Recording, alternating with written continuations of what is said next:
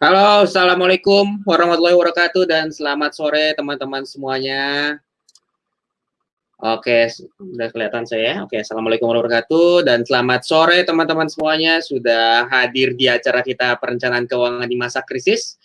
Sore hari ini agak mendung sedikit ya dan hari Minggu luar biasa, hari yang libur ya, pasti di rumah aja ya setelah sekian lama di rumah juga. Biasanya hari-hari kita Minggu itu benar-benar di rumah, tapi ini kayaknya hari di rumah kayaknya terus-menerus ya, udah sebulan kali ini. Oke, sebelum kita mulai, saya ingin menyapa teman-teman yang sudah hadir di sini, mungkin bisa chat di ruang publik. Halo, siapa saja yang sudah hadir, siapa saja dari kota mana aja, ya, misalnya halo saya Fernandus dari Jakarta, saya dari mana, dari kota mana, kayaknya kita emang kehadiran dari teman-teman dari seluruh Indonesia.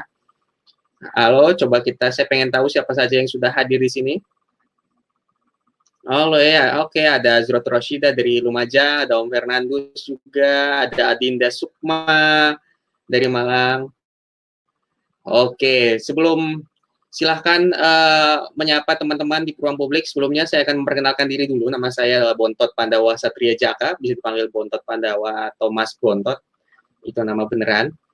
Saya adalah founder dari Videoin.id. Apa sih Videoin.id? Nanti kita bisa lihat videonya. Sekarang kita ini adalah rangkaian webinar kita yang lumayan sering kita akan aktif melakukan webinar, dan sekarang kita akan diisi oleh orang yang luar biasa banget.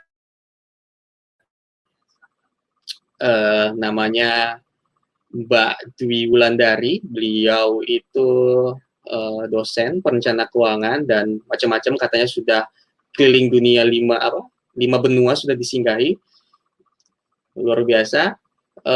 Mungkin kita sapa dulu karena sepertinya beliau sudah hadir di antara kita. Mbak Wulan ini, kita panggil saja dengan Mbak Wulan. Halo Mbak Wulan. Halo Mas Bontot, Assalamualaikum. Apa kabar nih? Waalaikumsalam. Baik, alhamdulillah. Mbak Wulan gimana? Mbak Wulan di mana posisinya sekarang ya? Di Malang lah, kan social Wah, di distancing di Malang. rumah aja. Aduh, tapi kalau sama Mbak Wulan, walaupun jauh di Malang, tapi kayaknya dekat di hati loh. Ya, gitu Ya ya. Allah. Pokoknya saya senang banget acara karena akibat social distancing ini, walaupun memang kondisinya lagi tidak menentu, tapi ini akhirnya akan ramai banget dengan webinar kayak gini, online kelas seperti ini. Akhirnya kita yang jauh tuh terasa dekat. Bahkan saya di Bekasi, Mbak Wulan bisa ada di Malang, mungkin teman-teman lain ada di Kediri, saya lihat ada Kediri, Tulungagung. Luar biasa kita bisa berkumpul, yang biasanya mungkin kalau tidak ada event seperti ini kita nggak akan pernah ketemu ya di event offline ya. Oh, betul. Jadi rame nih seluruh Indonesia. Mas Bontot udah pernah ke Jawa Timur belum? Sudah dong, ke Malang juga udah dong. Kangen, udah Oh lama nggak iya ke ya. Malang. Tapi belum boleh ya, belum boleh kemana-mana Belum ya. Masih boleh, social belum boleh. distancing ya, di rumah aja. Betul, di rumah aja. Mungkin inilah saat yang tepat buat kita banyak belajar ya Mbak Wulan ya. Iya. Betul, betul. Oke, kita sapa lagi di sini, ada Alvin Aziz dari Bojonegoro. Oke, saya ingatkan lagi bahwa acara ini diselenggarakan oleh Videoin.id, Videoin.id ngobrol. Sebelum kita lanjut ke ini, saya akan ada satu video dari Videoin.id mungkin untuk memperkenalkan apa sih Videoin.id itu. Saya play videonya, silahkan.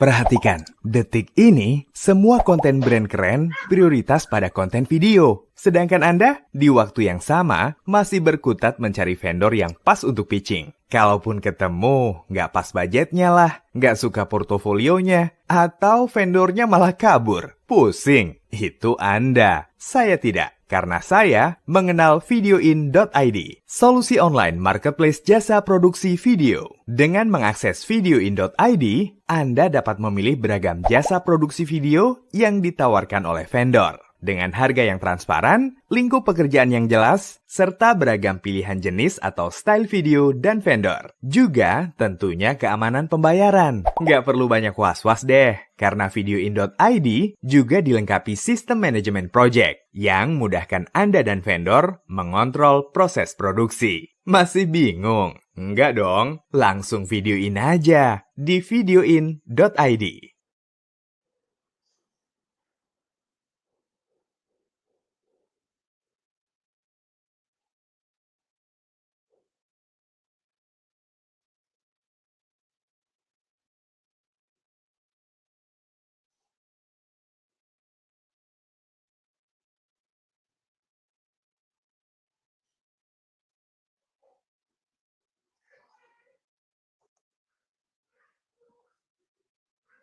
Aduh, saya lupa nyalain mic-nya ya. Pokoknya itulah tadi pengenalan tentang video.id. Jadi daripada saya ngomong banyak-banyak berbusa, mending yang menceritakan tentang bisnis Anda, kelebihan, kekurangan di bagian video. Jadi kalian bisa pesan di video.id. Oke, jadi kalian jangan kemana-mana, nonton terus sampai habis nanti karena video.id akan memberikan voucher diskon, kode diskon ya, voucher diskon di pertengahan juga di akhir acara untuk menggunakan platform video.id. Oke, baik, kita cek lagi siapa yang sudah datang. Halo, ada Wulan, ada siapa aja nih? Ada Feni Dwi Alianti, ada Alma Dia Prisya Disar. Halo Bu Wulan, halo Kak Bontot.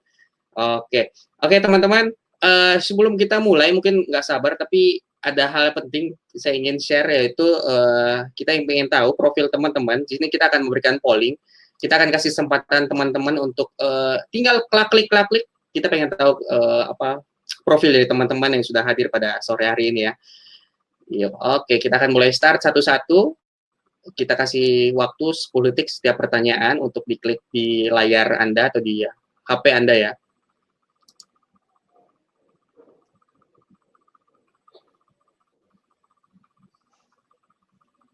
Oke, sudah muncul.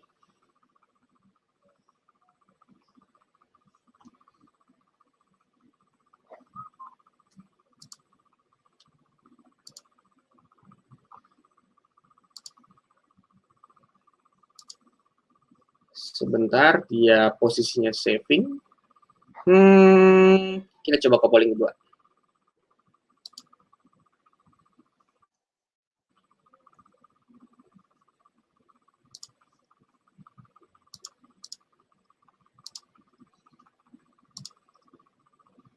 Oke, sebenarnya kita ini kayaknya agak error sedikit, tapi tidak apa-apa. Polling ini nanti kita akan lakukan lagi mungkin di pertengahan acara.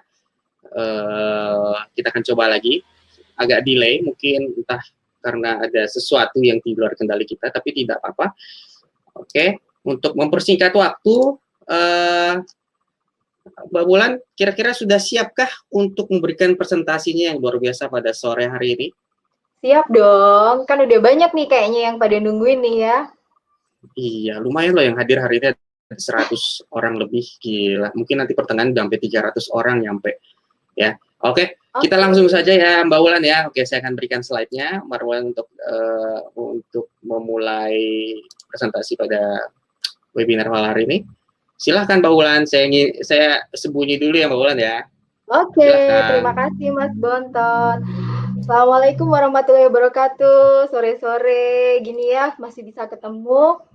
Semoga adik-adik dalam keadaan sehat, adik-adik ibu-ibu, karena banyak yang chat saya juga, ternyata banyak ibu-ibu yang pusing juga nih ngatur keuangan, terutama di masa krisis. Nah, sebelum ke situ, kita akan ngobrol-ngobrol dulu sih, ibarat gini loh ya, jadi nanti kita kayak jadi dokter nih buat diri kita sendiri. Jadi kalau misalnya kita ke dokter pengen check up, itu kan ada nih asam uratnya dilihat, kolesterol dilihat, darah tinggi dilihat, atau gula darah dilihat. Nah, akhirnya kita tahu, karena kadang kita ngerasanya sehat-sehat aja, begitu diperiksa kok ternyata kurang sehat. Nah, semakin kita tahu bahwa kita itu masih belum sehat, maka sebenarnya akan banyak sekali kesempatan untuk menyehatkan diri, kan begitu ya. Ini profil saya rasa mungkin bisa dibaca sendiri di PowerPoint-nya. Jadi nanti teman-teman juga bisa langsung nanya aja ya di chat. Nanti kita akan berusaha jawab dalam waktu yang singkat. Nah, jadi gini, agendanya hari ini supaya kita lebih tertata, jadi pertama kita definisikan dulu perencanaan keuangan itu apa, biar pada ngerti gitu ya. Karena takutnya mungkin ngertinya cuma budgeting, ternyata lebih kompleks dari sekedar bikin anggaran gitu ya. Terus yang kedua kita nanti mau financial check up diri kita sendiri. Jadi siap-siap kertas sama bolpen ya.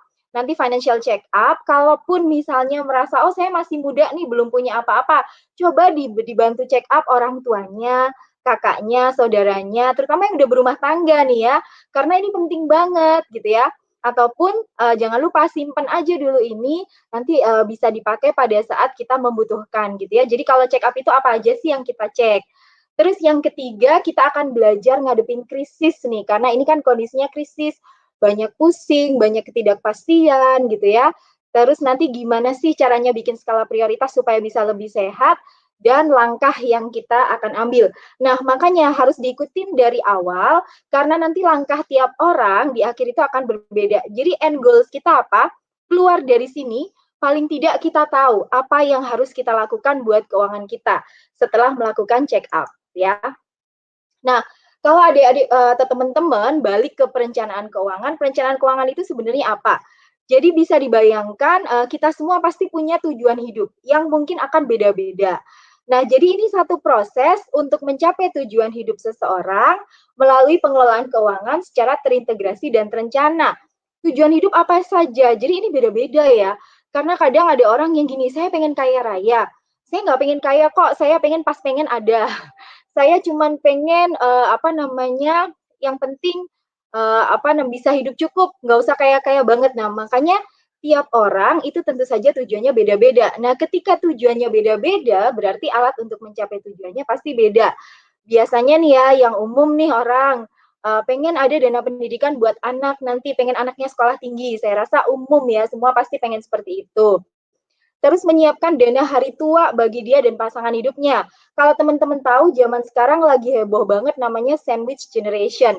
Sandwich itu kan roti isi ya. Nah, jadi dia kejepit di tengah-tengah nih, dia jadi isinya.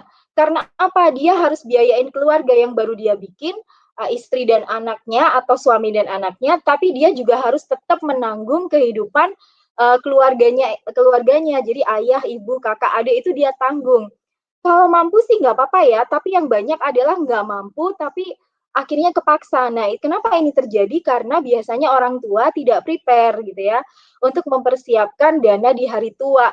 Jadi ya udah langsung gantungin aja pada anaknya, padahal anaknya belum tentu cukup. Nah, kalau bisa kita kan nggak pengen seperti itu, pengennya kita punya dana untuk kita gitu ya. Jadi anak kita nggak perlu kita bebani. Nah, itu kita bisa bikin nih dari sekarang. Nah, terus habis gitu apalagi pasti pengen punya rumah gitu ya. Nggak pengen ngontrak misalnya, pengennya punya rumah sendiri karena there's no place like home kan ya. Jadi enak banget nih kalau di rumah sendiri. Terus kadang juga kita pengen menyiapkan warisan nantinya buat keluarga supaya nggak ada berantem pada saat kita nggak ada, semua rebutan warisan. Yang tadinya akrab, jadi konflik. Kita nggak mau. Terus biasanya pengen beribadah haji, pengen macam-macam. Nah, silakan teman-teman bikin list aja gitu ya. Dari yang paling diinginkan itu sebenarnya apa dalam hidup, bikin list. Karena apa? Karena ya memang itulah tujuan keuangan kita gitu ya. Kalau nggak punya tujuan itu susah, apalagi berusaha untuk mencapai itu ya susah. Nah, terus habis gitu kenapa sih kita butuh perencanaan keuangan? Ibarat kita nyetir mobil gitu ya, kita mau ke Surabaya nih, tapi kok nggak ada maps-nya. Nah, di perencanaan keuangan itu kita seolah dikasih maps supaya nanti bisa cepat nyampe. Kita cari rute-rute yang paling efisien. Kita cari yang paling bisa memaksimalkan sumber daya yang sudah kita miliki. Nah, disitulah perencanaan keuangan. Jadi satu, dia memberi arah dan arti keputusan finansial. Jadi kita udah tahu nih, tadi pertama kita udah tahu tujuannya, sekarang tinggal ngikutin aja. Nah, nyetir mobilnya enak nih, pakai Google Maps kan lebih enak, lebih cepat, ada guidance-nya. Terus habis gitu, kita bisa mempertimbangkan efek jangka panjang dan jangka pendek atas keputusan hidup kita. Misalnya nih ya, kita ingin beli mobil mewah gitu ya, kita lagi punya duit nih, kita pengen beli mobil mewah. Nah, kita bisa nih ngelihat, oh efek jangka pendeknya apa sih? Efek jangka panjangnya apa sih? Kalau mampu, enak. Permasalahannya kan ada banyak yang maksain. beli apapun gitu ya, beli apapun ternyata lebih banyak orang yang maksain. Karena yang dibilang kalau biaya hidup sebenarnya tidak mahal, tapi gaya hidup itu mahal gitu ya. Karena pengen kelihatan hits gitu, lalu beli yang nggak mampu. Nah, kalau kita udah belajar perencanaan keuangan, kita lihat dulu nih dampaknya apa nih, jangka pendek, jangka panjang gitu. Nah, terus habis gitu tentu saja kita semua pasti ingin mencapai namanya financial freedom. Enak banget ya seandainya duit itu nggak jadi constraint gitu ya. Jadi maksudnya ketika kita pengen sesuatu ya nggak bingung di saya pengen yang ini tapi kok nggak ada duitnya gitu. Kalau yang kita inginkan kan kalau bisa kalau ingin sesuatu itu ada nih uangnya gitu ya. Nah ini tapi balik lagi financial freedom itu tiap orang beda-beda ya. Jadi misalnya nih financial freedom bagi saya adalah bebas utang. Yang penting saya nggak ada utang. Jadi kalau saya meninggal nggak berat-beratin gitu ya apa namanya perhitungannya. Terus habis gitu ada juga yang penting saya dapat transferan nih tiap hari, tiap bulan gitu ya. Ada pendapatan investasi atau yang penting kalau saya ada apa-apa itu ada yang nanggung. Jadi terproteksi dari resiko. Nah, jadi kenapa sih kita butuh perencanaan keuangan? Tadi kita udah tahu tujuan kita, tinggal kita ibaratnya nyetir itu supaya cepat sampai ke tujuannya, kita butuh dibantu sama namanya perencanaan keuangan, gitu ya. Nah, kalau tadi kita tuh mikir nih, jangan-jangan perencanaan keuangan tuh isinya cuma budgeting, bikin anggaran. Kalau itu mah kita juga udah tahu gitu ya. Nah, ternyata lebih complicated dari itu. Perencanaan keuangan itu ternyata ada kayak tangga nih. Nah, padahal nih ya, kalau yang saya tahu nih, beberapa atau banyak orang yang saya tahu yang sebenarnya juga paham ekonomi itu mikirnya cuman misalnya punya pendapatan, ada saving, konsumsi, lalu investasi atau bahkan yang sangat berani dia benar-benar nih dari pendapatan belum mikir apapun, belum ada dana darurat, belum ada proteksi, tiba-tiba duitnya diinvestasikan semua, investasinya bodong. Akhirnya habis tuh duit gitu ya, habis panik gitu. Terus ada lagi misalnya, saya pokoknya hidup from paycheck to paycheck aja deh, dari gaji ke gaji. Iya kalau gajinya ada terus. Nah kalau kondisi krisis kayak gini, banyak yang dirumahkan, banyak yang di PHK. Nah terus harus bagaimana? Nah makanya misalnya kita belum mengalami yang jelek-jelek, lebih baik kita prepare dari sekarang. Kalaupun kita udah ngalamin, nanti kita evaluasi gitu ya. Jadi yang pertama nih, kalau perencanaan keuangan pribadi, di item pertama nanti ada namanya kita siapkan dana darurat gitu ya. Nanti ada hitungannya sendiri. Nah, yang kedua ternyata bukan investasi loh yang kedua ya. Nah, ternyata habis kita ada dana darurat, kita itu ternyata harus punya proteksi. Proteksi dulu nih. Nah, ternyata di tangga keduanya adalah perencanaan asuransi. Proteksi gimana ya Bu ya gitu.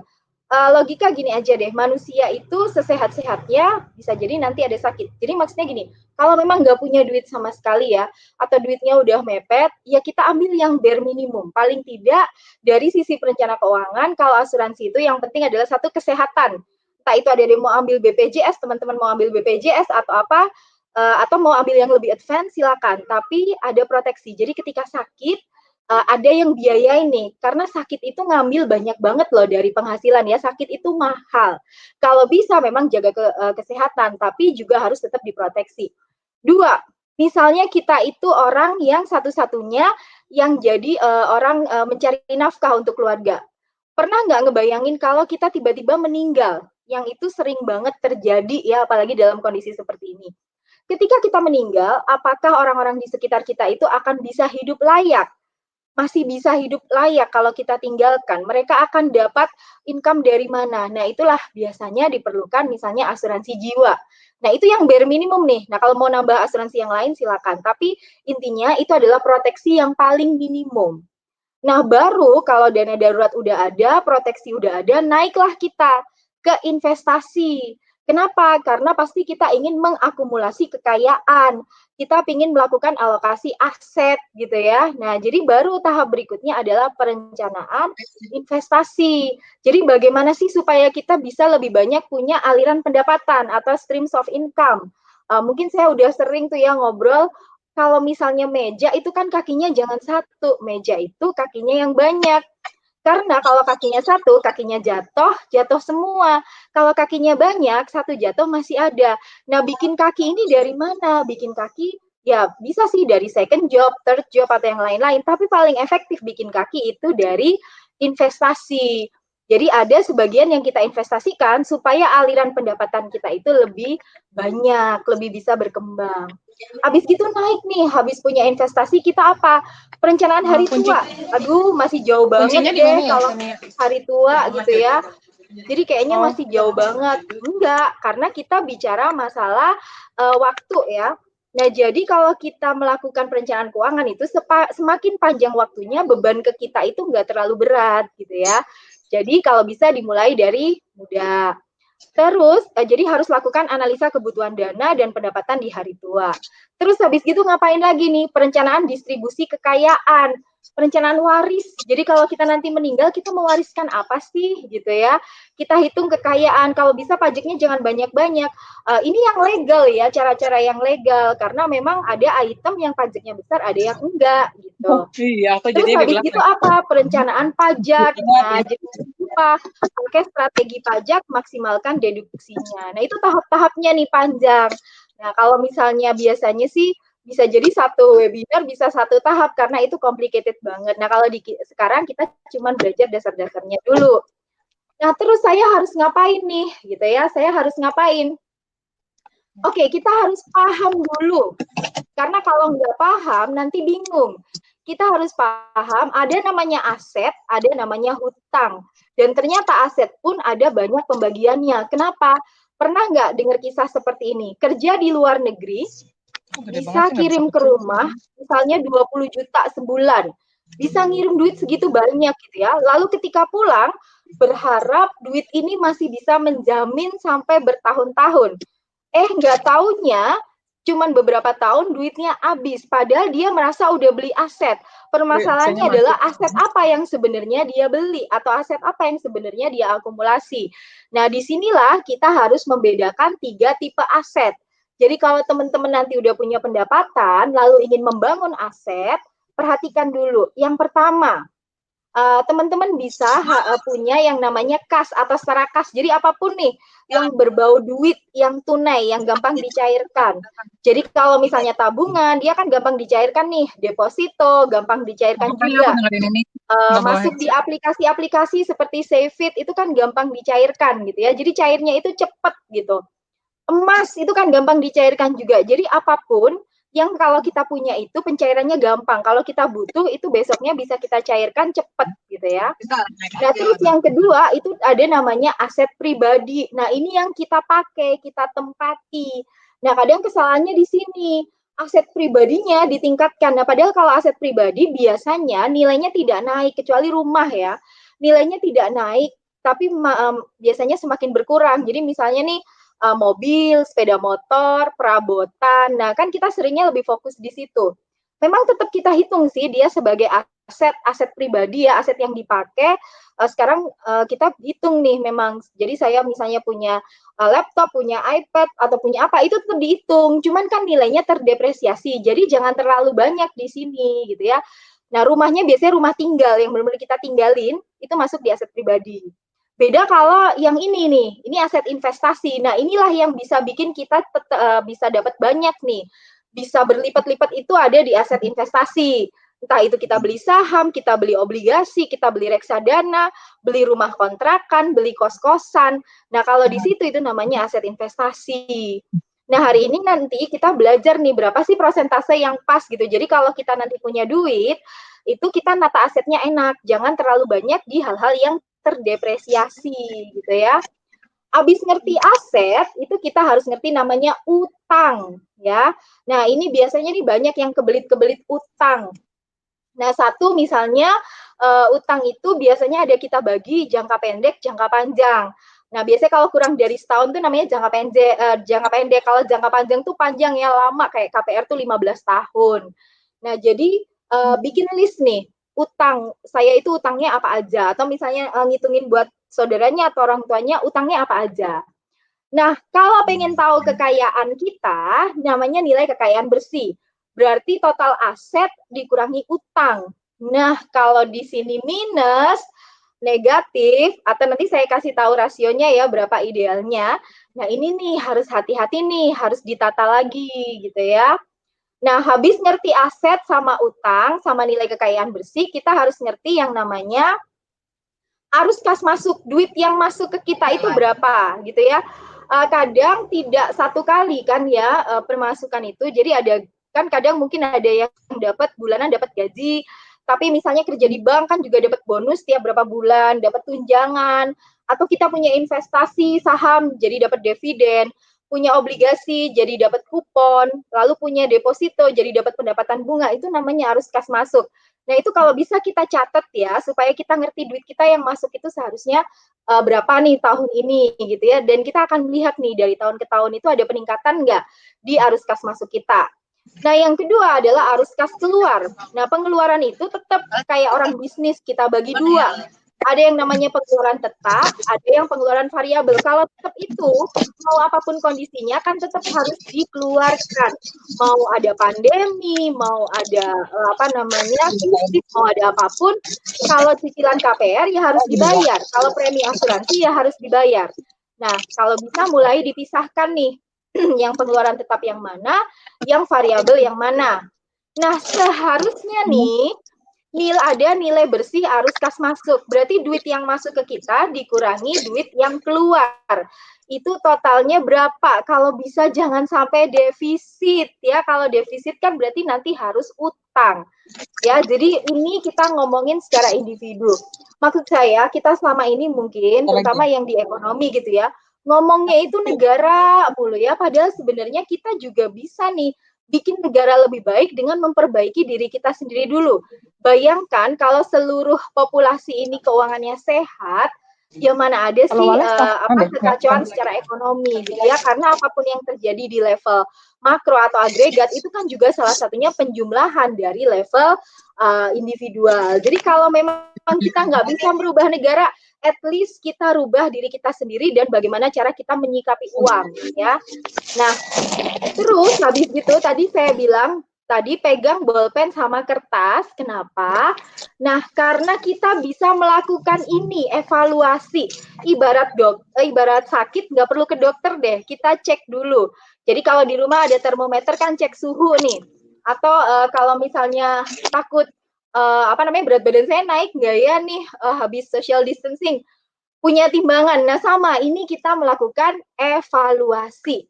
Sebenarnya banyak rasio-rasio, tapi sebenarnya yang saya pilihkan adalah untuk dikatakan benar-benar sehat.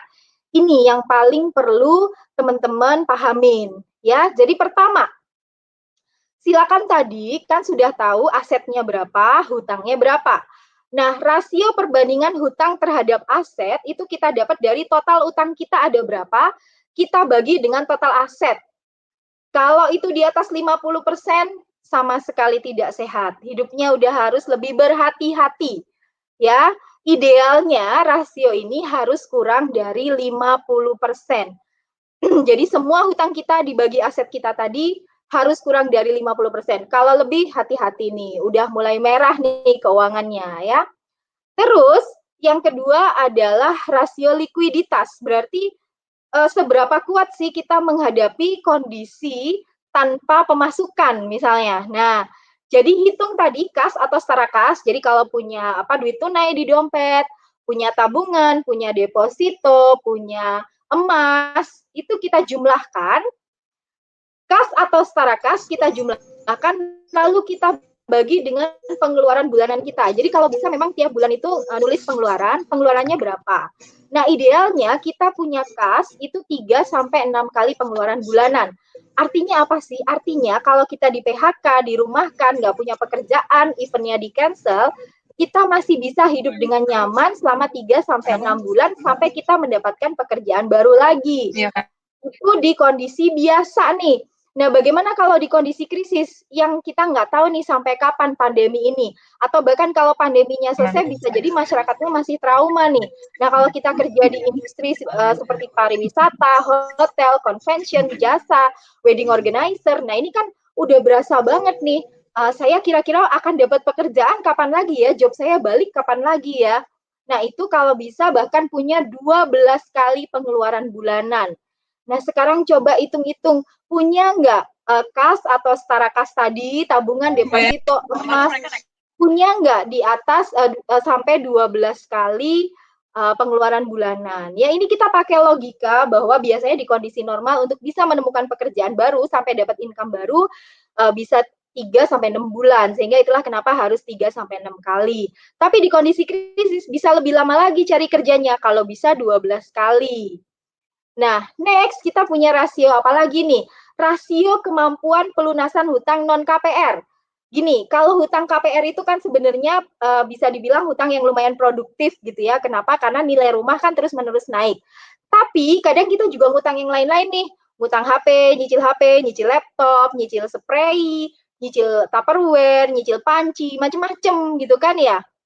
Nah, total pembayaran pinjaman tahunan kita, cicilan-cicilan kecil-kecil tadi, kita jumlahkan selama 1 tahun. Jadi kalau KPR jangan ikut dijumlahkan ya, KPR biarin aja. Cicilan-cicilan itu tadi kita jumlahkan 1 tahun, lalu kita bagi dengan pendapatan kita 1 tahun. Nah, ketemu angkanya, kalau lebih dari 15% itu sangat tidak sehat. Berarti terlalu konsumtif, terlalu banyak utang konsumtif ya. Atau misalnya nggak punya data tahunan, oke deh, cek di 1 bulan aja. Di 1 bulan, bayar cicilan-cicilan itu, dan cicilan itu sampai kapan gitu ya. Bayar cicilannya itu berapa, lalu pendapatannya per bulan berapa. Kalau itu di atas 15% itu udah nggak sehat. Jadi misalnya gini nih, pendapatannya 10 juta. Lalu dia nyicil, nyicil laptop paling canggih misalnya gitu ya, laptop paling canggih. Ternyata cicilannya itu 5 juta. Nah, berarti itu sudah 50% dari pendapatannya dia gunakan untuk nyicil barang konsumsi. Nah, berarti dia hidup from paycheck to paycheck. Mungkin nggak sampai tanggal, misalnya gajiannya tanggal 25, nggak sampai tanggal 25 udah habis. Gajian tanggal 1, belum tanggal 1 udah habis. Kenapa? Ya karena udah habis sebagian besar kita pakai bayar utang yang konsumtif. Nah, padahal kalau kita kebanyakan bayar utang tadi, dan kekurangan untuk kehidupan sehari-hari, itu bikin kita kadang nggak semangat kerjanya. Aduh, ngapain kerja? Udah habis di koperasi, udah nggak dapat bayaran, gaji saya udah 0 nih. Ngapain kayak gini? Nah, akhirnya mengurangi produktivitas gitu ya. Belum lagi ke masalah-masalah kesehatan kan, kalau stres nih asam lambung naik, mual misalnya, lalu tiba-tiba sakit aja. Begitu sakit nyadar belum punya proteksi, bayar rumah sakit, mahal lagi gitu ya, tambah stres lagi. Nah, itulah makanya perencanaan keuangan itu kan berkaitan. Terus habis gitu apa nih? Rasio tabungan. Selama ini bisa nabung berapa sih dari pendapatan kotor ya? Pendapatan kotor itu berarti sebelum dipotong apapun itu pendapatan kita berapa? Ya, misalnya punyanya adalah gaji sama dividen sebulan 6 juta misalnya. Nah, terus habis gitu ternyata sebulan cuma bisa nabung 200.000. Ya kurang gitu ya. 10% itu sudah angka paling minimal. Kalau bisa tingkatkan terus sampai 30% pun bagus. Ya, jadi duit itu jangan dihabis-habisin mulu gitu ya. Karena kalau kondisi krisis, nah nanti bingung. Terus rasio kemampuan pelunasan hutang. Utang total ya, kalau ini ya, utang total. Jadi yang utang panci dan teman-temannya tadi ditambahin KPR. Nah, itu berapa sih cicilan kita 1 tahun? Kita bagi sama pendapatan. Kalau bisa kurang dari 35%. Kalau sampai di atas 35% berarti udah kebanyakan utang. Udah harus hati-hati, udah harus kita selesaikan satu persatu ya. Jangan nambah utang lagi karena udah nggak sehat. Hidupnya udah from paycheck to paycheck. Isinya cuma bayar utang aja. Apalagi kalau waduh ternyata 100% ternyata hanya untuk bayar utang. Terus hari-hari hidup dari mana? Aduh udah nyari-nyari lagi pusing gitu ya. Nah, jangan sampai seperti itu. Kalau memang belum, alhamdulillah. Kalau udah nggak apa-apa, kita perbaiki. Nah, itulah makanya kita belajar gitu ya, mengevaluasi, ngecek dulu. Terus yang terakhir adalah rasio perbandingan nilai bersih aset investasi terhadap nilai bersih kekayaan. Tadi kan ada komponen aset, kan aset tadi ada yang kas gitu ya, yang liquid, ada aset dipakai. Nah, yang saya bilang sangat penting tadi itu adalah aset investasi. Kita sudah punya aset investasi berapa, terus kita bandingkan sama nilai bersih kekayaan. Ingat, nilai bersih kekayaan tadi adalah total aset dikurangi sama hutang. Nah, kalau bisa investasi kita itu udah 50% loh ya kalau bisa. Semakin tua harus semakin banyak. bukan semakin banyak utangnya, tapi harus semakin banyak investasinya. Kenapa? Karena berarti kalau semakin tua, kesempatan kita untuk dapat pendapatan itu semakin berkurang kan? Waktu kita untuk bisa dapat pendapatan itu semakin berkurang. Nah, disitulah pentingnya investasi itu, aset investasi harus di atas 50% dari nilai kekayaan bersih kita. Jadi jangan yang banyak itu di aset pakai. Ini pernah nih ada kisah, ada orang rumahnya 50 miliar. Ya kan, rumahnya 50 miliar. Tapi memang hidupnya sangat konsumtif. Nah, one day ada musibah gitu ya, dan dia butuh duit 50 juta. Itu aja cari utangan kemana-mana, karena ternyata aset liquidnya nggak ada, aset investasinya nggak ada. Isinya cuman dipakai untuk aset pemakaian. Jadi rumah besar ditempatin yang ketika membutuhkan dana dalam jumlah cepat tadi, nggak ada gitu ya sama sekali, harus nangis-nangis ngutang kemana-mana. Dan saya rasa kita pasti tidak mau ya hal yang seperti itu. Nah, terus habis gitu, ya, jadi habis dievaluasi nih ya, setelah dihitung-hitung tadi, boleh nih mulai tahu ke diri sendiri. Jadi mulai diketik di chat kalau bisa ya. Dana daruratnya udah punya belum? Nah, 3 sampai 6 bulan 3 sampai 6 kali pengeluaran bulanan, atau kalau bisa 12 kali. Kalau yang udah 12, oke, coba dihitung punyanya berapa. Ya. Terus bagaimana tingkat hutang? Kuat nggak tadi bayar? Lihat rasionya. Hutangnya banyakan konsumtif nggak? Jangan-jangan hutang panci dan Tupperware-nya di atas 15%. Nah, itu kan konsumtif banget. Terus sudah punya aset apa aja nih? Yang terutama adalah aset investasi. Jadi jangan semua itu tiba-tiba kita pakai buat aset yang dipakai. Pas butuh duit gimana? Belum lagi pas ada krisis terus nggak ada aliran dana gitu ya. Itu terus gimana? Gitu ya. Jadi evaluasi terus-menerus ya. Jadi jangan jangan sampai nggak dievaluasi gitu. Oke. Mas Bontot mungkin ada yang mau nanya ya, masih setengah sih, kita belum sampai periode krisis, tapi siapa tahu udah ada yang udah pengen nanya banget. Saya ngaji.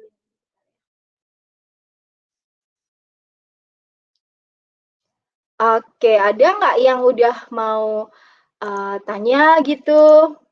Mas Bontot, halo?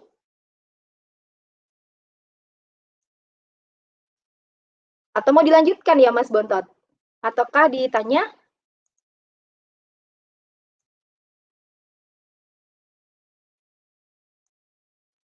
Halo Mas Bontot. Apa mau lanjut aja ya? Lanjut terus ya.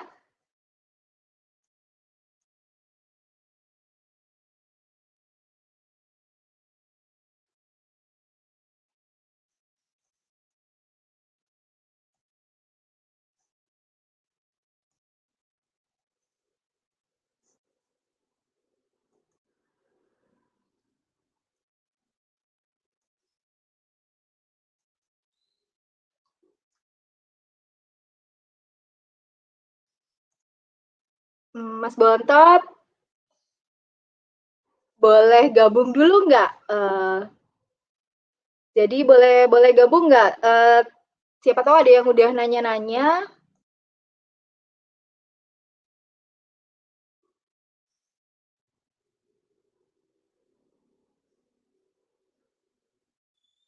Oke, oke. Slide saya boleh ditampilin lagi nggak, Mas Bontot? Karena tadi ke close kayaknya slide-nya, karena saya pikir ada yang mau nanya-nanya dulu.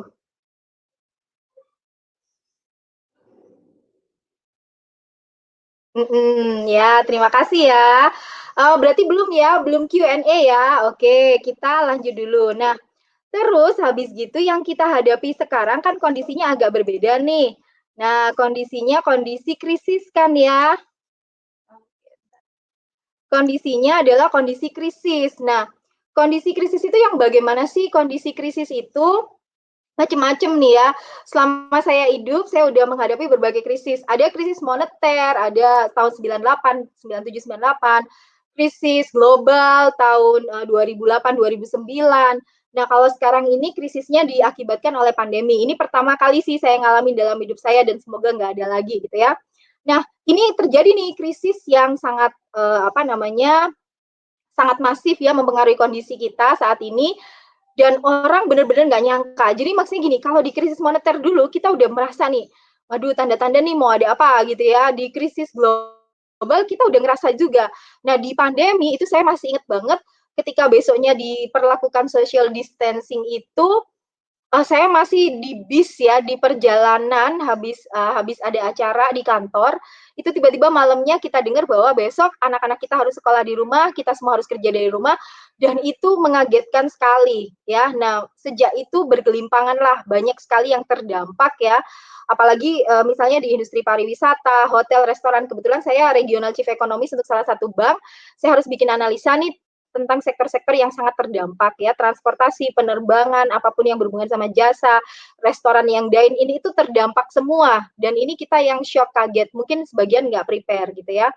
Nah, berarti sekarang kita menghadapi kondisi ketidakpastian. Kalau menghadapi kondisi ketidakpastian itu gimana? Apakah hitung-hitungan kita tadi masih bisa diterapkan? Bisa, karena itu adalah aturan dasar, ya, aturan dasar. Yang harus kita adjust adalah cara kita, misalnya tadi di aturan dasar aja kita belum dapat gitu ya, cara kita bisa bikin memenuhi aturan dasar itu. Atau bisa juga langsung adjust gitu ya, langsung cepet nih switch-nya ke kondisi krisis ya. Satu, pertama kita tanamkan ke diri kita sendiri bahwa mungkin keadaan itu nggak seperti yang kita harapkan.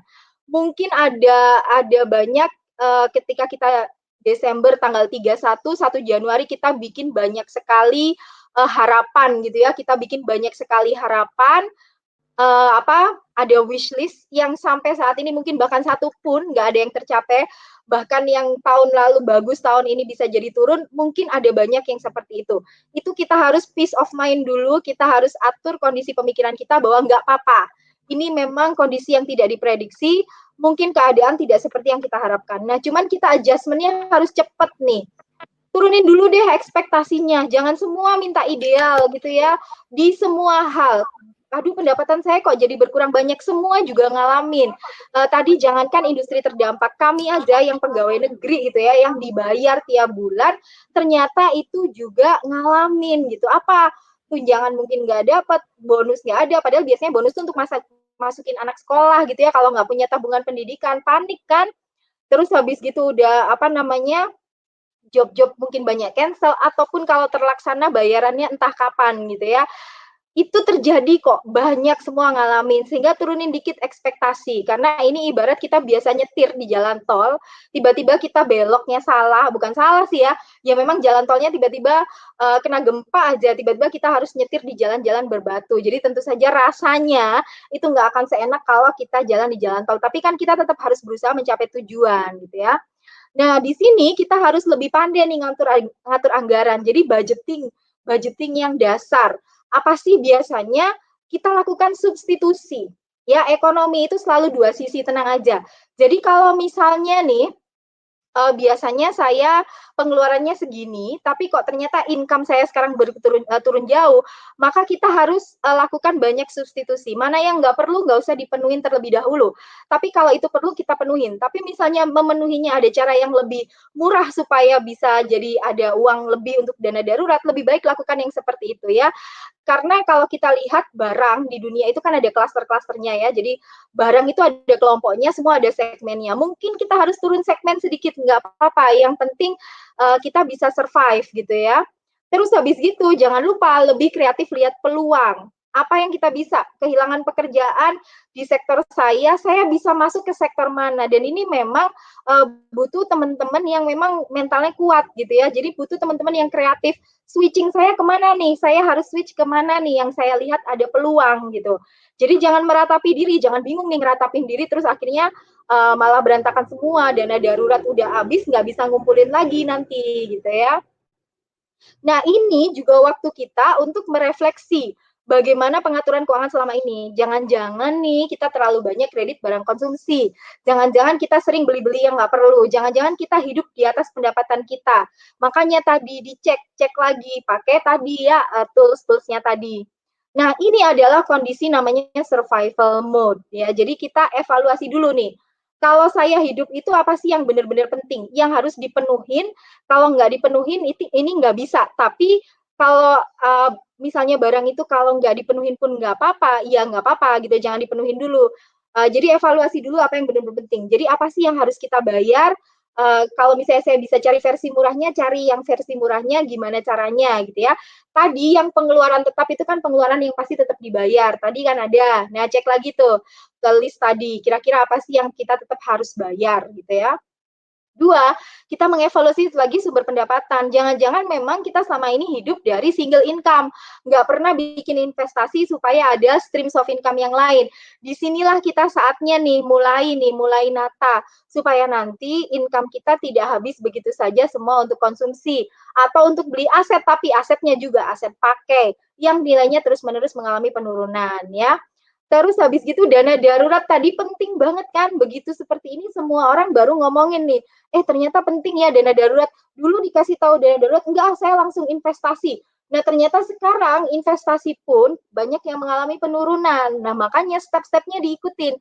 Punya pendapatan, bikin tabungan untuk dana darurat, punya proteksi diri, baru ke investasi. Karena apa? Ketika pasar mengalami penurunan, kalau orang-orangnya udah punya semua, nggak akan panik. Tapi kalau nggak punya, itu jadi panik.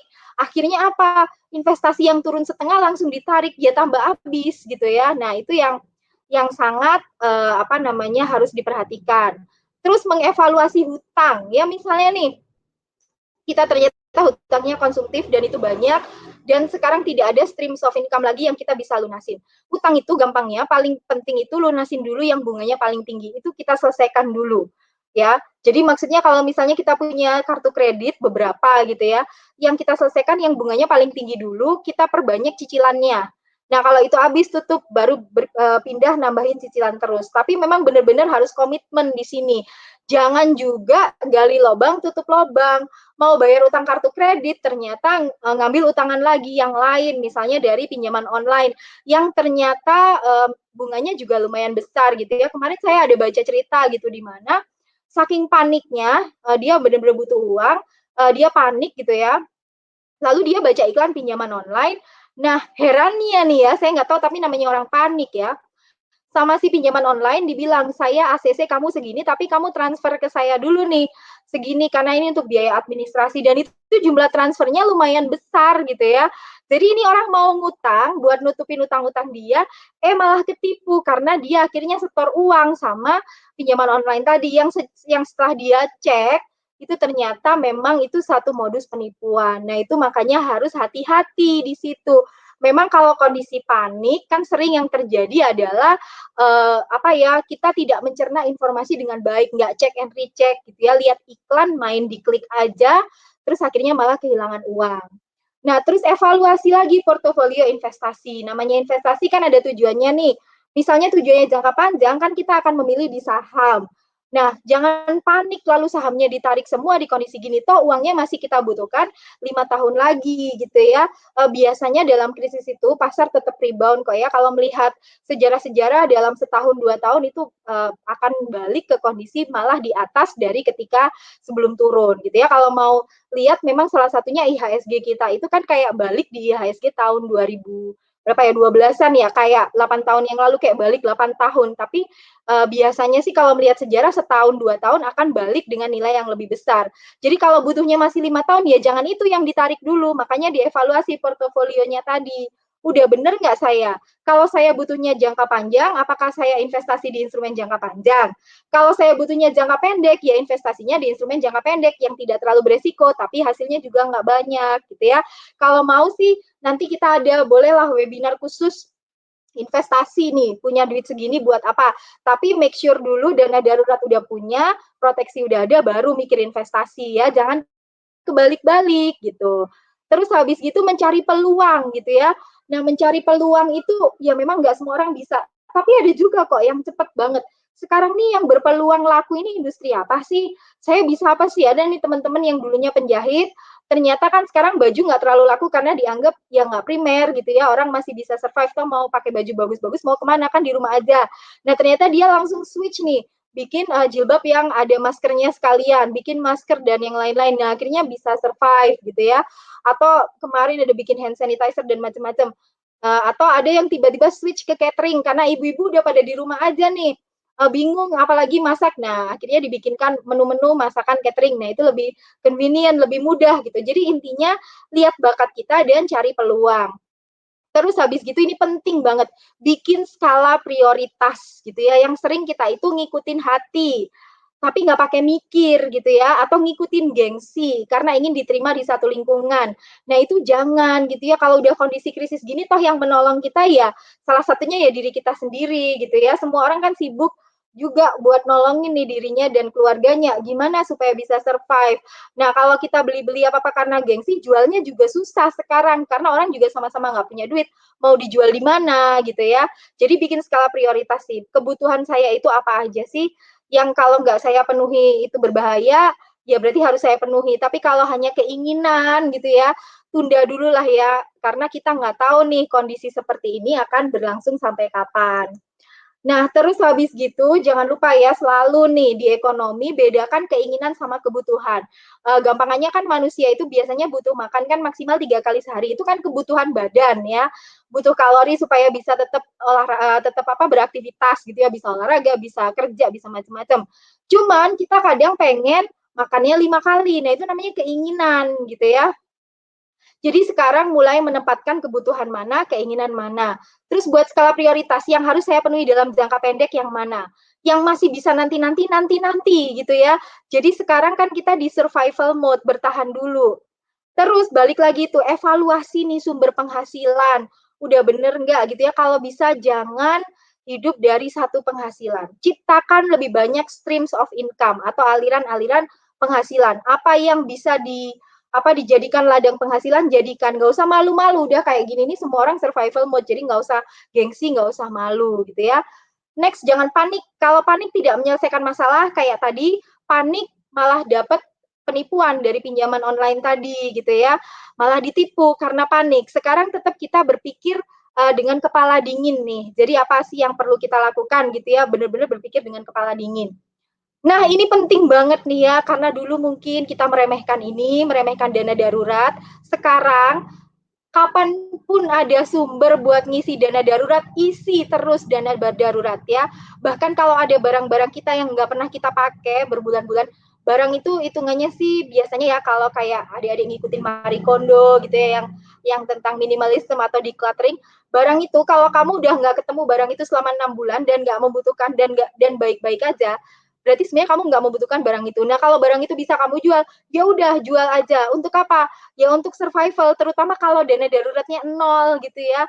Ya itulah, karena kan kita nggak tahu kita akan keluar dari situasi ini kapan. Nah, terus habis gitu tunda pembelian yang tidak perlu. Saya rasa ada banyak banget ya yang dulunya kayak penting banget buat saya, tapi begitu social distancing ini nggak penting gitu ya. Nah, jadi banyak nih, terutama emak-emak nih ya, beli misalnya seperangkat alat make up baru yang terbaru, yang terhits, termahal. Kayaknya sekarang nggak terlalu perlu ya kalau keluar pun ke pasar atau apa, udah pakai masker. Nah, itu kan berarti bisa ditunda gitu ya, nanti-nanti aja kalau situasi sudah normal. Terus habis gitu kita harus tetap bikin penyesuaian ya. Karena intisari sebenarnya namanya orang bikin rencana, kadang rencananya ada yang tidak pas. Nah, disitulah kita perlu menyesuaikan diri dulu gitu ya. Dan terakhir meyakini bahwa this too shall pass. Kayak habis pagi ada malam, habis malam ada pagi. Sedih nggak akan selamanya, seneng juga nggak akan selamanya.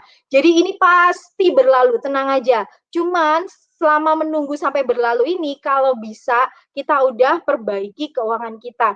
Jadi ketika kita keluar dari situasi ini, udah bagus semua gitu ya, rasionya udah bener semua. Nah, disitulah pentingnya akhirnya kita sekarang jadi punya waktu kan di rumah untuk refleksi, ngitung-ngitung lagi keuangan saya udah bener atau enggak. Nah, itu tadi dasar-dasar ya dari perencanaan keuangan, plus bagaimana perencanaan keuangan di masa krisis.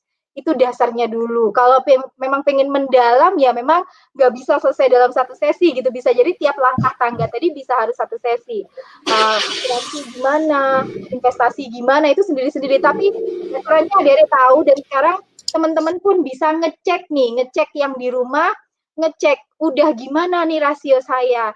Apalagi kalau misalnya sekarang dalam kondisi misalnya udah punya anak, itu kan harus tetap dicek gitu ya, atau membiayai orang tua, atau juga mau menikah ya, ternyata menikah itu tidak sesimpel hanya bermodal cinta aja, enggak gitu ya. Kalau bisa visi misi tentang keuangan juga harus harus sejalan. Kenapa? Karena itu bisa menimbulkan bisa menimbulkan pertengkaran gitu ya kalau visi misinya nggak sama. Yang satu boros banget, yang satu hemat banget itu aja udah susah. Yang satu punya tujuan ke Surabaya, yang satu punya tujuan misalnya ke mana ya? Ke ke Blitar gitu ya. Nah, nanti beda arah gitu ya. Bisa sih diarah-arahin biar bisa, tapi kan jadi nggak efisien. Nah, kalau bisa visi misi tujuan keuangannya sama gitu. Dan ini memang sesuatu yang harus kita bicarakan. Di keluarga pun jangan menganggap ini sebagai sesuatu yang nggak boleh dibicarain. Memang kan masyarakat Indonesia sering nih kalau udah urusan duit nggak berani. Nah, itulah yang kadang bikin kita fail gitu ya, gagal dalam perencanaan keuangan karena ternyata kita nggak berani membicarakan dengan pasangan, dengan keluarga, dengan orang tua. Tapi kalau dibicarakan bisa mencari langkah-langkah bersama. Ya, jadi most people don't plan to fail, they fail to plan. Ternyata kadang orang itu tidak merencanakan untuk gagal, cuman gagal untuk berencana gitu ya. Ternyata nggak bikin perencanaan yang bagus. Dari situ kita belajar nih bagaimana cara perencanaan yang bagus gitu ya.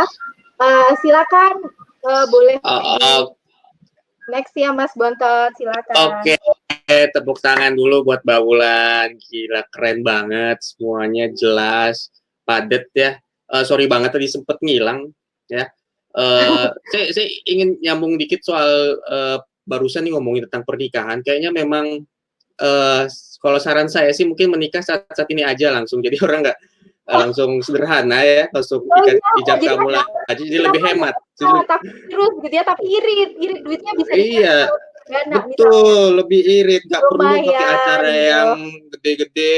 Jadi kan biasanya kita agak ini ya, agak gengsi ya, harus keluar duit ini, harus banyak diundang. Tapi kalau nikah sekarang kayaknya jadi punya alasan buat nggak harus gede-gedean. Oke, Mbak Wulan, Mbak Wulan istirahat dulu sebentar, mungkin bisa minum dulu atau tarik napas dulu. Saya akan kita coba sharing polling, semoga pollingnya juga bekerja. Kita coba polling dulu yang tadi kita coba ya, kita polling lagi teman-teman. Semoga bisa dilihat. Oke, bisa muncul sekarang jenis kelamin Anda apa? Diklik laki-laki atau perempuan. Kita pengen tahu profil dari teman-teman yang sudah hadir hari ini. Oke, silahkan. Sudah ada respon 72 respon sampai. Oke, lanjut. Kita tunggu sampai responnya semua respon sekitar ada 120-an orang. Oke, ternyata sebagian besar 70% lebih ini adalah perempuan yang hadir pada hari ini. Oke, saya pikir sebaliknya ya, gitu ya. Tapi ternyata perempuan. Oke, kita lanjut di poll berikutnya. Soal usia Anda, silahkan di poll lagi teman-teman. Diklik usia yang hadir teman-teman di sini dari rentang usia 22 tahun sampai di atas 50 tahun. Baik, ternyata di bawah 22 tahun itu mayoritas, jadi mungkin mayoritas mahasiswa ya yang hadir pada hari ini. Baik, kita lanjut ke poll berikutnya. Kita start. Oke, silahkan diklik masing-masing. Oke, nggak perlu mikir, kayaknya harusnya langsung tahu kalau misalnya di atas 30 juta per bulan, nggak usah gengsi, gitu ya. Oke, silahkan. Iya. Oke, kita lanjut ke poll berikutnya. Siap. Oke, bisa diklik.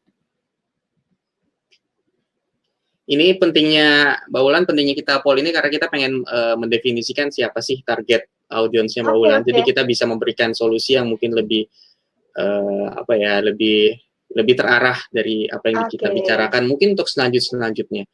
Oke, sudah untuk di pertanyaan berikut. Oke, polling selanjutnya mungkin kita coba. Ya, oke, bisa diklik masing-masing teman-teman. Oke. Jadi sebagian besar, kalau kita lihat sini ternyata sebagian besar adalah mahasiswa. Baik. Jadi mungkin Mbak Wulan ini dosen idola ya. Luar biasa. Siap. Kita lanjut ke polling berikutnya, ada 2 lagi. Kita start. Silakan diklik masing-masing.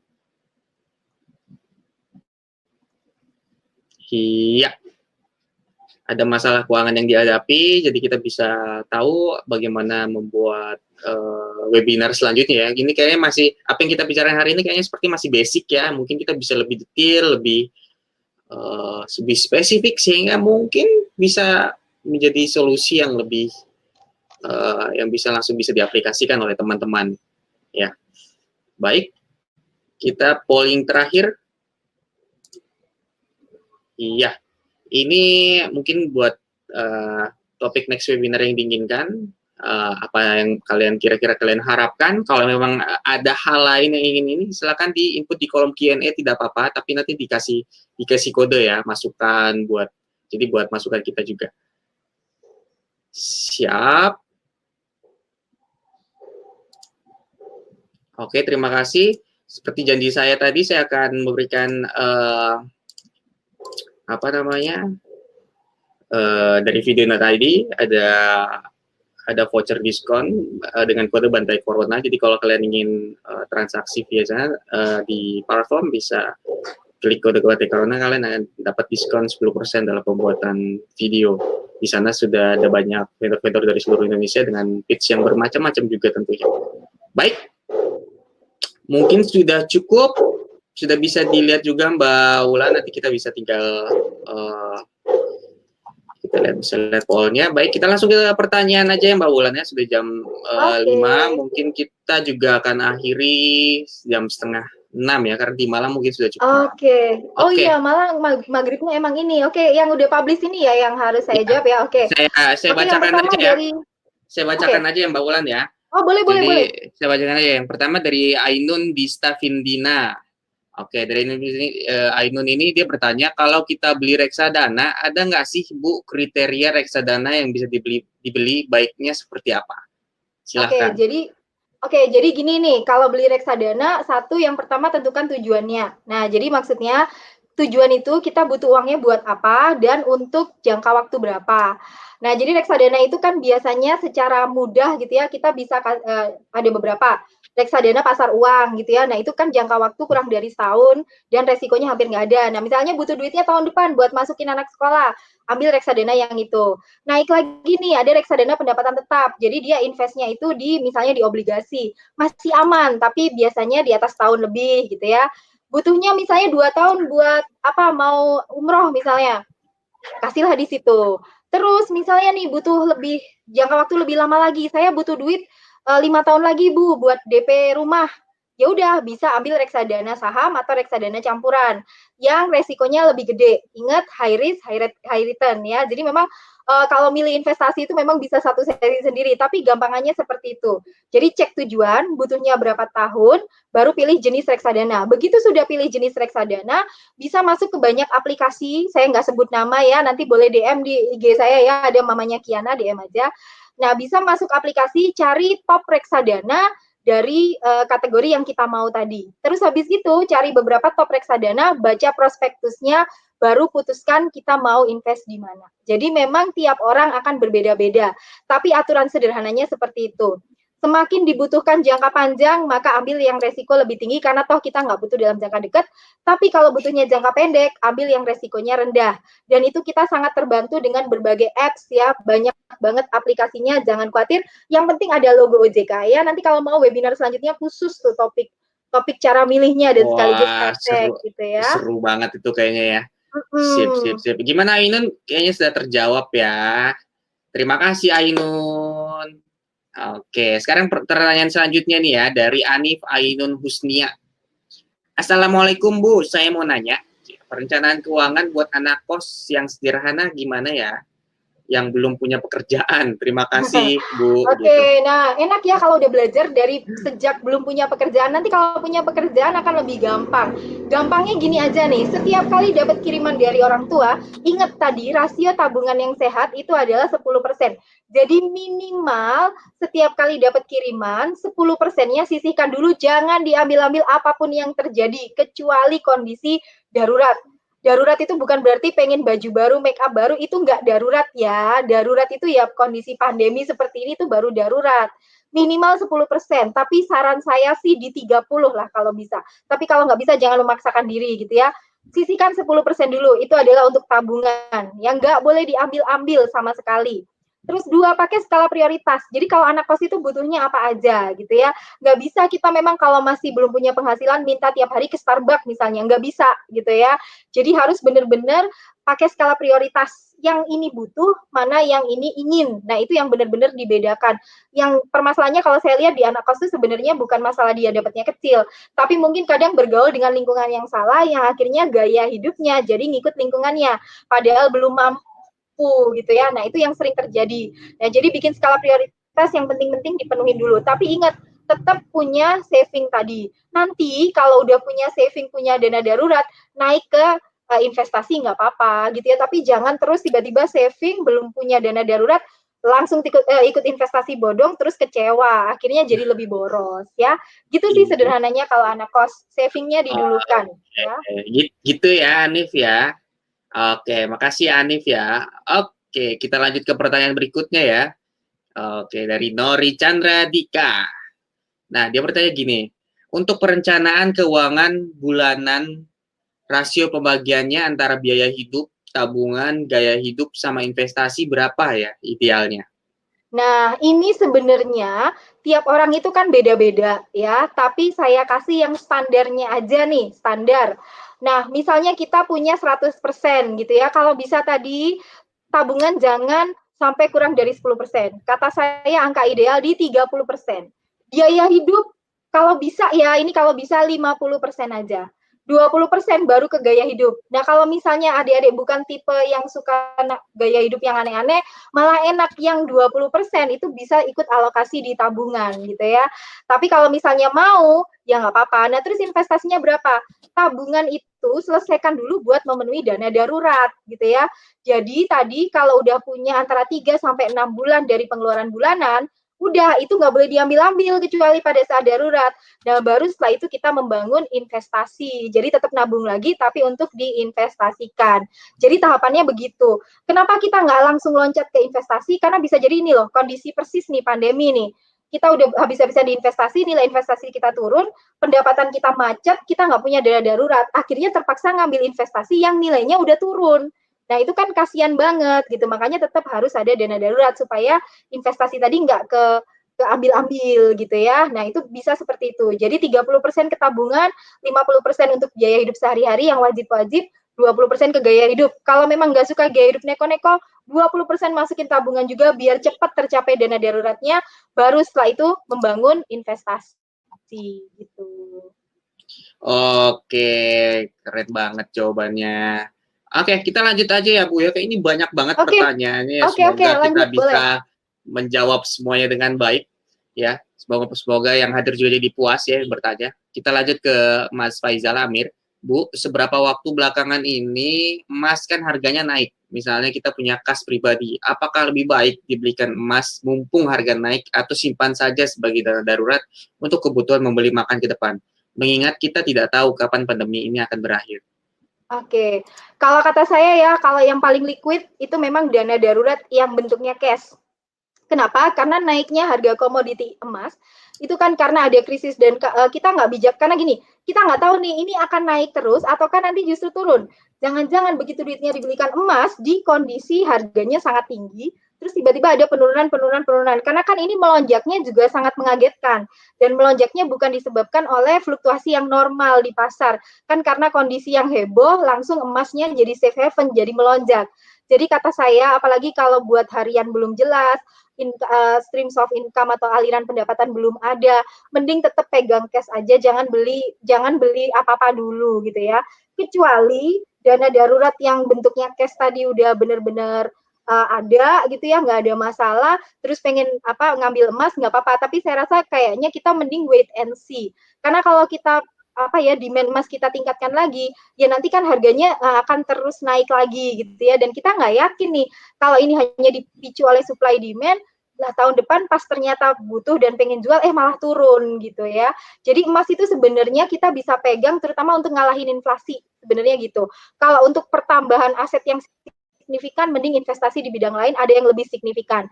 Jadi kalau emas itu kita pegang supaya kita nggak kalah sama inflasi. Tapi yang lain-lain harus siap dulu, dana darurat macam-macam harus siap gitu ya. Jadi lebih baik kalau untuk makan masih bingung, untuk nextnya pegang cash dulu aja. Lebih enak begitu, tidak deg-degan ya. Oke. Ada lagi Mas? Ada masih banyak ini antriannya. Silakan. Dari Faisal Amil, terima kasih ya. Sekarang kita lanjut buat dari pertanyaan dari Budi. Ini Bapak Budi. Oke. Bila seorang suami punya 2 orang anak dan 1 orang istri, nggak kebalik ya? 1 orang anak 2 orang istri ya? Yang tidak bekerja, rasio dana darurat itu harus berapa kali gaji ya gitu. Oke, nah jadi kan rasio ideal itu 3-6 kali pengeluaran sebenarnya, bukan digaji. Karena kan mungkin kalau orangnya hemat gitu ya, nggak semua gajinya itu untuk pengeluaran gitu ya. Jadi pengeluaran kita bulanan itu berapa, karena dana darurat tujuannya untuk menjamin hidup nyaman gitu ya. Karena kalau kebanyakan juga sayang, kenapa? Karena ada peluang investasi. Jadi nilai uang itu ada opportunity cost-nya. Kita pakai A, kita nggak bisa pakai B. Kebanyakan di dana liquid, rugi karena ada peluang investasi yang nggak kita tangkep gitu ya. Kebanyakan di investasi bahaya karena pas butuh nggak ada duitnya. Nah, jadi memang rasio ideal itu kan 3-6 kali pengeluaran. Cuman memang ada banyak ahli yang bilang, terutama kalau istrinya tidak bekerja dan sudah punya anak, tingkatkan sampai 12 kali. Disitulah. Nah, karena ini terlalu banyak juga rugi karena ada banyak peluang kita bisa menggunakan uang ini untuk menciptakan streams of income lagi, untuk menciptakan pendapatan lagi. Jadi uang jangan nganggur. Jadi kita harus di posisi yang pas. Jangan sampai pas butuh nggak ada, itu bahaya. Tapi jangan sampai kebanyakan rugi, sayang. Padahal ada banyak peluang untuk dapat penghasilan. Gitu ya. 12 kali kalau sudah menikah dan dari pengeluaran ya, 12 kali. Sudah menikah punya anak, 12 kali pengeluaran bulanan. Jadi hitung dulu pengeluarannya ya. Tidak selalu dari gaji, tapi dari pengeluarannya. Gitu Mas. Berarti kalau bisa jangan nambah istri dulu ya. Iya, istrinya satu aja ya. Gitu ya. Nambah anak boleh. Tapi nambah anak boleh.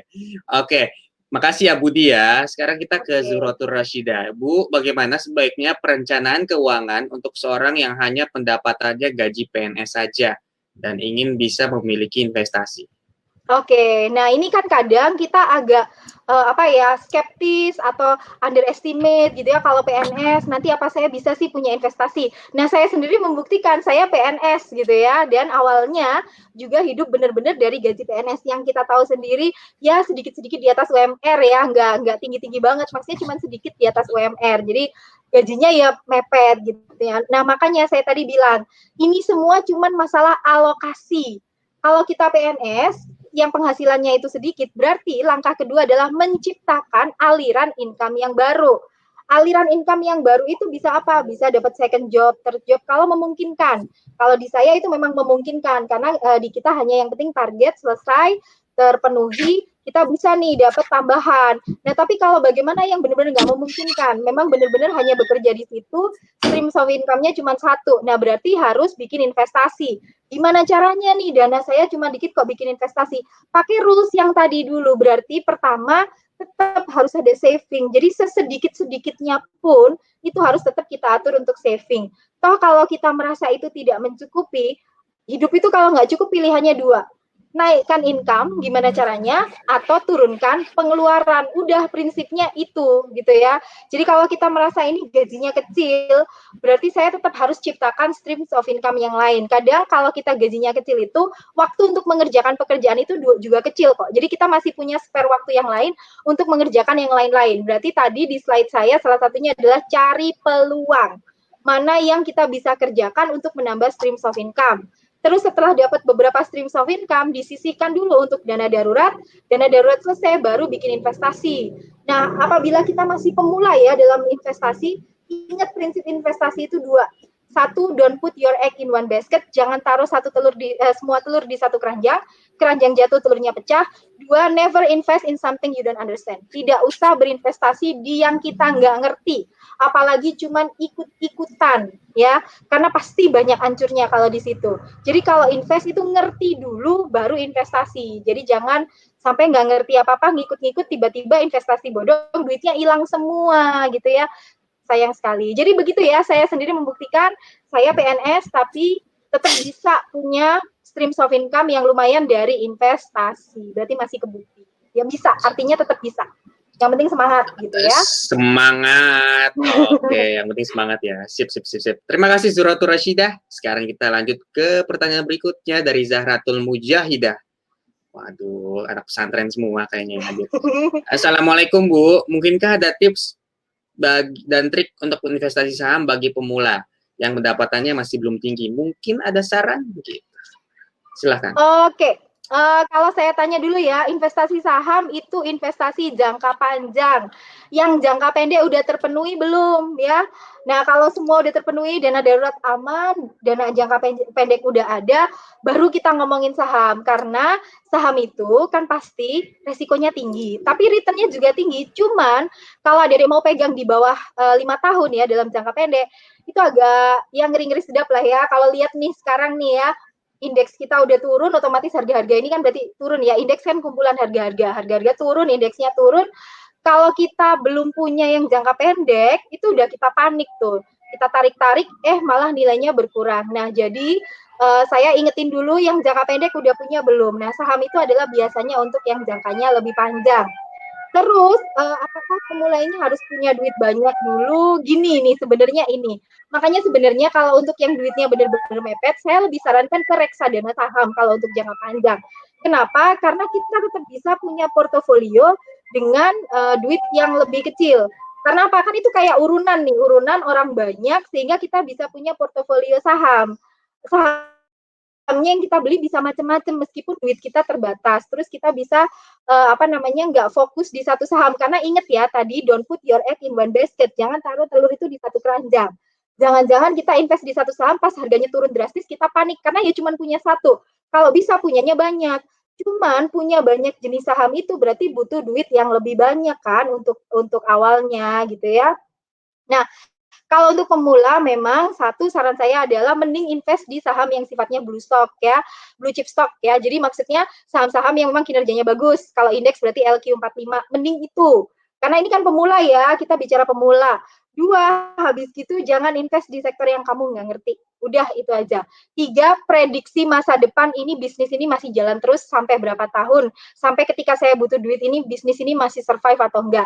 Kalau itu terlalu memusingkan, bikin analisis teknikal fundamental terlalu memusingkan, reksadana saham. Itu paling aman untuk yang duitnya modalnya dikit, bulanannya juga punyanya cuma dikit, tapi tetap pingin punya gitu ya, pingin punya portofolio plus nggak terlalu banyak mikir ya. Nah, tapi kalau memang merasa bisa dan pengen mikir sendiri, ya yuk nabung saham aja, silakan daftar ke perusahaan sekuritas terdekat, punya akun, pantengin tuh harga naik turunnya saham. Tapi ingat, ini bukan spekulasi. Kalau spekulasi nggak boleh.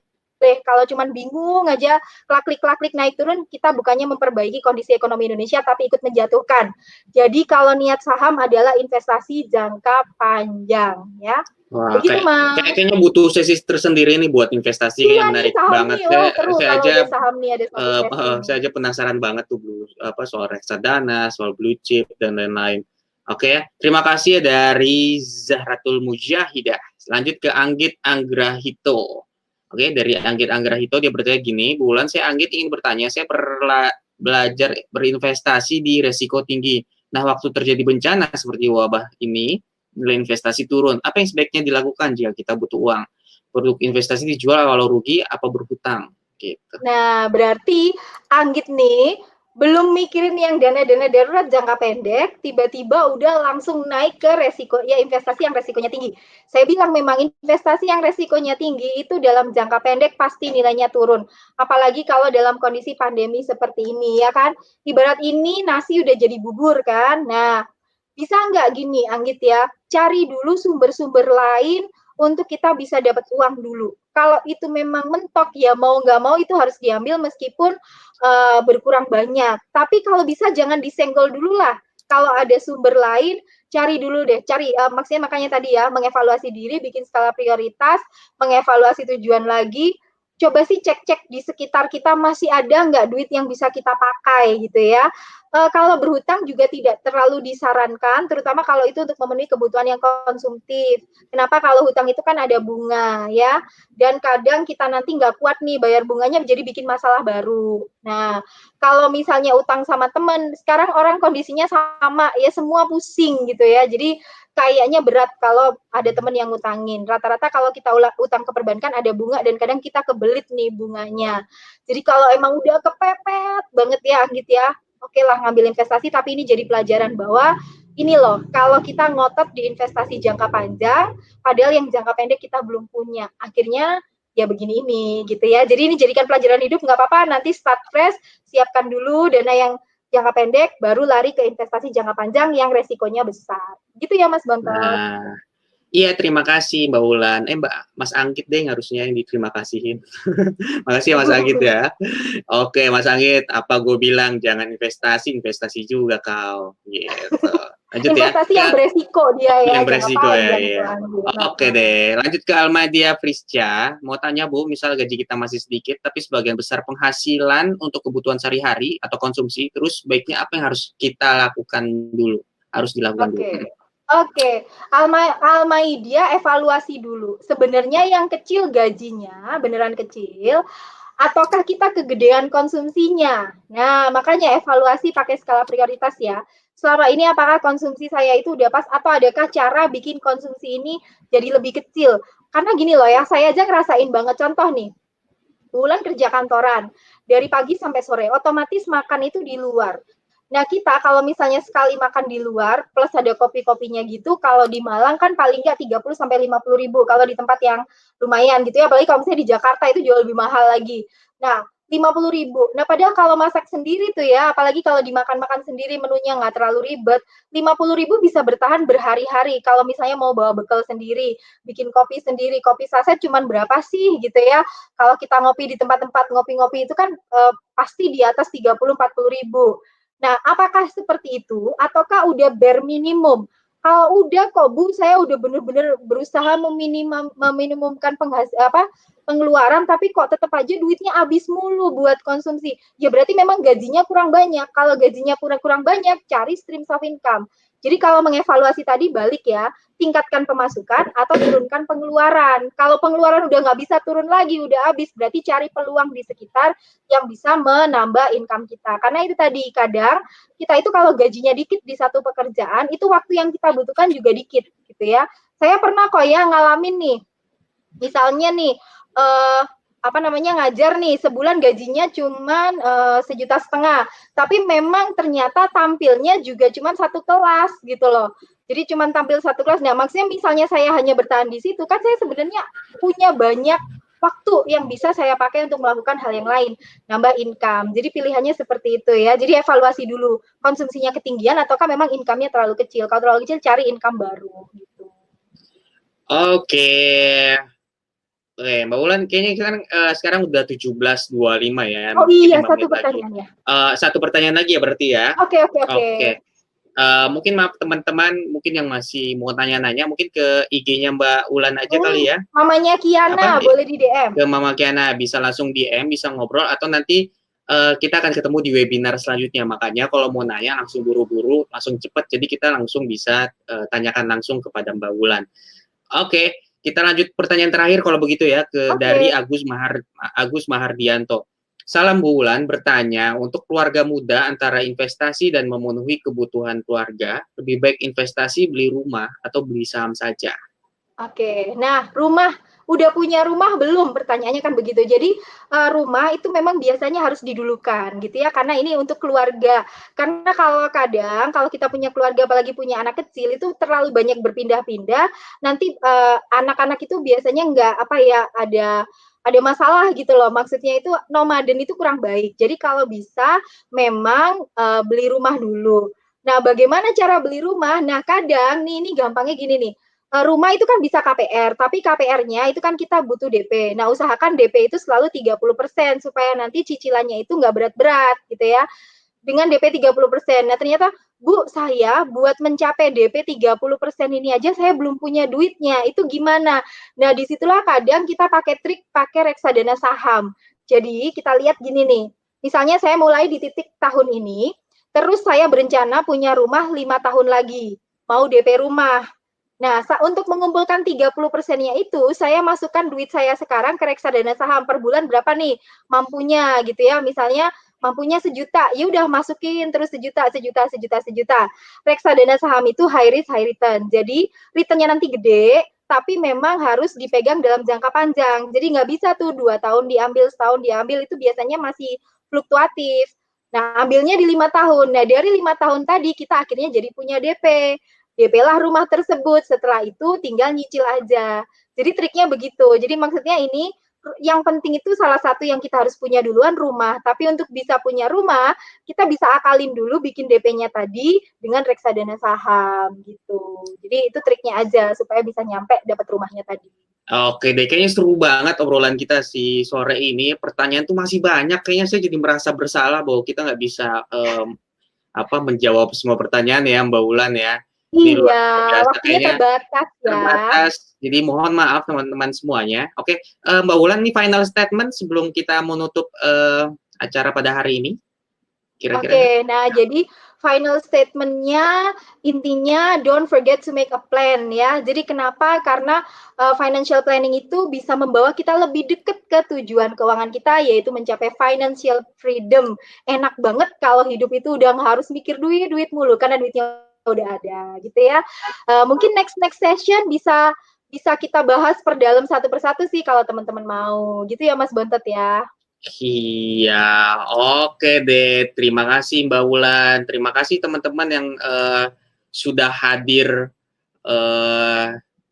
pada acara webinar kali ini. Kayaknya insya Allah sih ya Mbak Wulan ya, kita akan terus mengadakan acara-acara seperti ini selanjutnya, dan kita bisa lebih detail, lebih bermanfaat lagi buat teman-teman semuanya. Oke, saya atas nama Bontot Pandawa Satrajaka dari Video.id yang menyelenggarakan acara ini. Berterima kasih sekali lagi, terima kasih buat teman semua. Sampai jumpa lagi. Terima kasih kepada Mbak Wulan, keren banget. Sama-sama. Presentasinya, dan saya sangat saya sendiri pengen banyak nanya, tapi mungkin saya diem aja, japri. Gitu.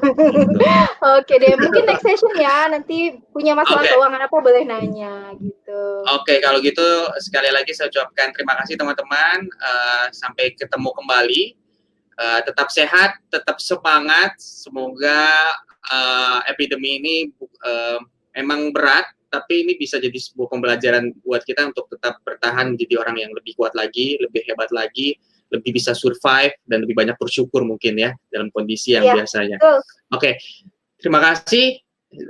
Assalamualaikum warahmatullahi wabarakatuh, dan selamat sore semuanya. Selamat sore, assalamualaikum.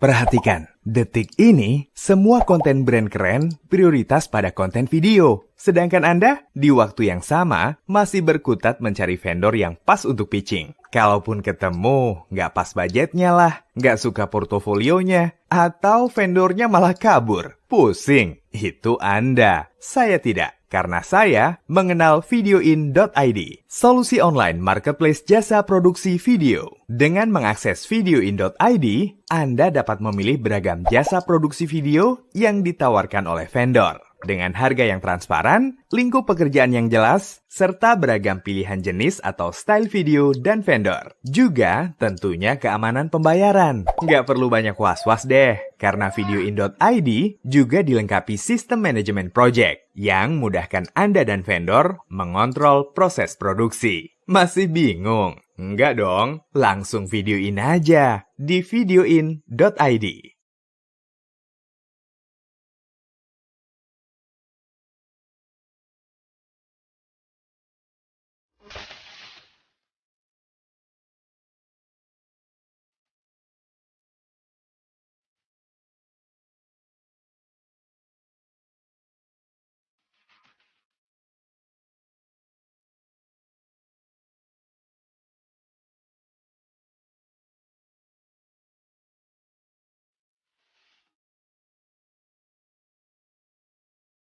Perhatikan, detik ini semua konten brand keren prioritas pada konten video. Sedangkan Anda di waktu yang sama masih berkutat mencari vendor yang pas untuk pitching. Kalaupun ketemu, nggak pas budgetnya lah, nggak suka portofolionya, atau vendornya malah kabur. Pusing, itu Anda. Saya tidak. Karena saya mengenal videoin.id, solusi online marketplace jasa produksi video. Dengan mengakses videoin.id, Anda dapat memilih beragam jasa produksi video yang ditawarkan oleh vendor. Dengan harga yang transparan, lingkup pekerjaan yang jelas, serta beragam pilihan jenis atau style video dan vendor. Juga tentunya keamanan pembayaran. Nggak perlu banyak was-was deh, karena videoin.id juga dilengkapi sistem manajemen project yang mudahkan Anda dan vendor mengontrol proses produksi. Masih bingung? Enggak dong, langsung videoin aja di videoin.id.